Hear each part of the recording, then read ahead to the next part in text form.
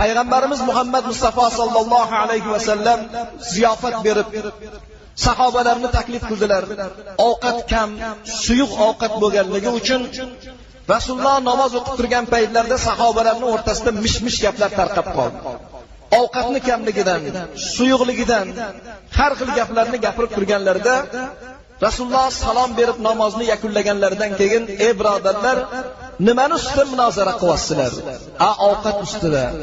Birodarlar, bu Alloh bergan rizqqa shukr qiling. Xudo rizqingizni o'zi yetkazib turibdi. Suyuqmi, quyuqmi bu Allohning ulug' bir ne'mati." Va shu hikoyani qilgan ekanlarki, Sulaymon alayhisalom daryoni lavida namoz o'qib tursalar, bir chumoli tishlagan holatda bir narsani yaprog'ini ko'tarib daryoni laviga ketayotganini ko'rdilar. Daryoni laviga borganda bir baqa chiqib, chumolini o'zini yelkasiga o'tkazib daryoni qa'riga olib ketdi. Chiqqandan keyin Sulaymon alayhisalom mur malaklarni tilini biladigan payg'ambar bo'lganlar. Chumoli bilan gaplashgan ekanlar. "Nimani olib ketding? Hozir nimani sen ko'tarib daryoga tushding?" Shunda chumoli, "Ey Sulaymon, Alloh o'zini kalomi Qur'onda har bir qimirlagan jonning rizqini beraman degan va'dasi bor.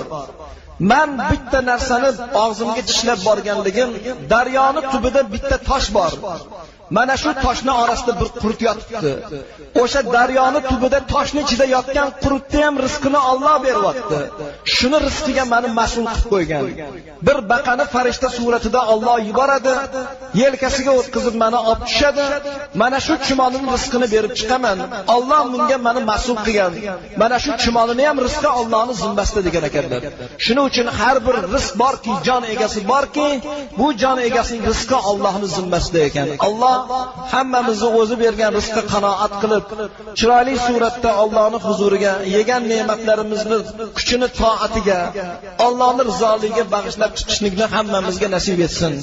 Hammamizni ham dilimizdan o'tkazgan niyatlarimizni ijobat qilib, topganimiz haloldan bo'lib, farzandlarimizni orzu havosida chiroyli suratlarda Alloh bergan omonatni topshirganda dunyoda o'tkazgan hayotdan rozi bo'lgan mu'minlarning martabasini ato etsin. Subhana robbika robbil izzati amma yasifun va salamun alal mursalin valhamdulillahi robbil alamin bi rahmatika ya arhamar rohimin.